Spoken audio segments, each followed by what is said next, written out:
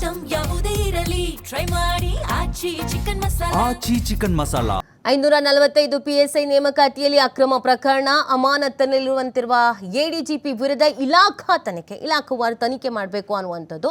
So Amrit Paul ವಿರುದ್ಧ ಒಂದು ಗಂಭೀರವಾದಂಥ ಆರೋಪ ಬಂದಿದ್ದು. ಈಗ ಇಲಾಖಾ ತನಿಖೆಗೆ ಮುಂದಾಗ್ತಾ ಇರೋದು. ಇಲಾಖಾ ತನಿಖೆ ಶುರು ಆಗಿದೆ. ಸಿಬ್ಬಂದಿ ಮತ್ತು ಆಡಳಿತ ಸುಧಾರಣೆ ಇಲಾಖೆಯಿಂದ ಈ ತನಿಖೆ ಪ್ರಾರಂಭ ಆಗ್ತಾ ಇರೋದು. 4 ವರ್ಷದ ಬಳಿಕ ತನಿಖೆಗೆ ಮುಂದಾಗಿರುವಂಥದ್ದು. ನೋಟಿಸ್ ಅನ್ನ ನೀಡಿ ವಿಚಾರಣೆಗೆ ಕರೆದಿರುವಂಥದ್ದು ಇಲಾಖೆ. ನೋಡಿ, ಈ IPS ಶಿಸ್ತು ಮತ್ತು ಮೇಲ್ಮನವಿ ಈ ನಿಯಮಗಳು 1968 ನಿಯಮ 8(4) ಅನ್ವಯ ಇಲಾಖಾ ತನಿಖೆಗೆ ಇದೀಗ ಮುಂದಾಗಲಾಗಿದೆ. ಇದು 2022 ಪ್ರಕರಣ. ಇದು ಈ ಪ್ರಕರಣವನ್ನ ತನಿಖೆ ನಡೆಸಿ ಚಾರ್ಜ್ ಶೀಟ್ ಅನ್ನ ಸಲ್ಲಿಸಿತ್ತು SIT. ಬಟ್ ಒಂಚೂರು ಕನ್ಫ್ಯೂಷನ್ಸ್ ಇತ್ತು ಇದಕ್ಕೆ ಸಂಬಂಧಪಟ್ಟಂತೆ. ಹಾಗಾಗಿ ಇಲಾಖಾವಾರು ತನಿಖೆ ನಡೆಸೋದು ಸೂಕ್ತ ಅನ್ನೋದು ಕೂಡ ಅಭಿಪ್ರಾಯಗಳು ವ್ಯಕ್ತ ಆಗಿತ್ತು. ಹಾಗಾಗಿ ಇದೀಗ ಇಲಾಖಾ ತನಿಖೆಗೆ ಸಿಬ್ಬಂದಿ ಮುಂದಾಗ್ತಾ ಇರುವಂಥದ್ದು.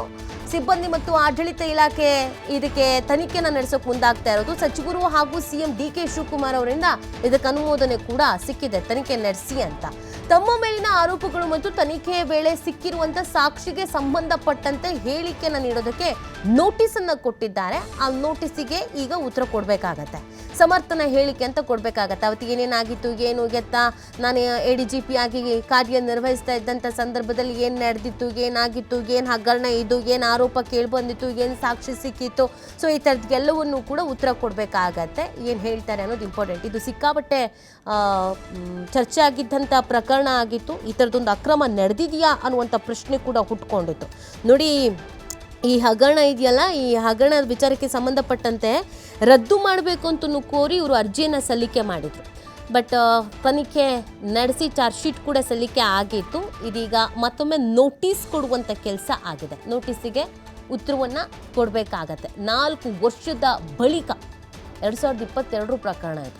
4 ವರ್ಷದ ಬಳಿಕ ಇದೀಗ ಮತ್ತೊಮ್ಮೆ ತನಿಖೆಗೆ ಸೂಚನೆಯನ್ನು ನೀಡಿರೋದ್ರಿಂದ ನೋಟಿಸ್ ಕೊಟ್ಟಿದ್ದಾರೆ. ಅವತ್ತು ಏನಾಗಿತ್ತು ಅಂದರೆ 545 PSI ನೇಮಕಾತಿಯಲ್ಲಿ ಅಕ್ರಮ.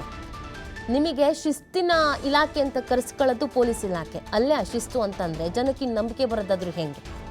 ಈ ನೇಮಕಾತಿಯಲ್ಲೆಲ್ಲ ಪಾರದರ್ಶಕವಾಗಿರಬೇಕು. ಕಷ್ಟಪಟ್ಟು ಓದಿರ್ತಾರೆ, ಟ್ರೈನಿಂಗ್ ಪಡ್ಕೊಂಡಿರ್ತಾರೆ, ಪುಕ್ಷಟೆ ನೇಮಕಾತಿ ಮಾಡೋಕ್ಕಾಗಲ್ಲ. ಸೊ ಇದು ಶಿಸ್ತಿನ ಇಲಾಖೆ. ಅಲ್ಲೇ ಅಶಿಸ್ತು ಅಂತ ಅಂದಿದ್ದು ಸಿಕ್ಕಾಪಟ್ಟೆ ಚರ್ಚೆಗೆ ಕಾರಣ ಆಗಿತ್ತು. ಅತಿ ದೊಡ್ಡ ಹಗರಣ ಅಂತ ಕೂಡ ಕರೆಸ್ಕೊಂಡಿತ್ತು.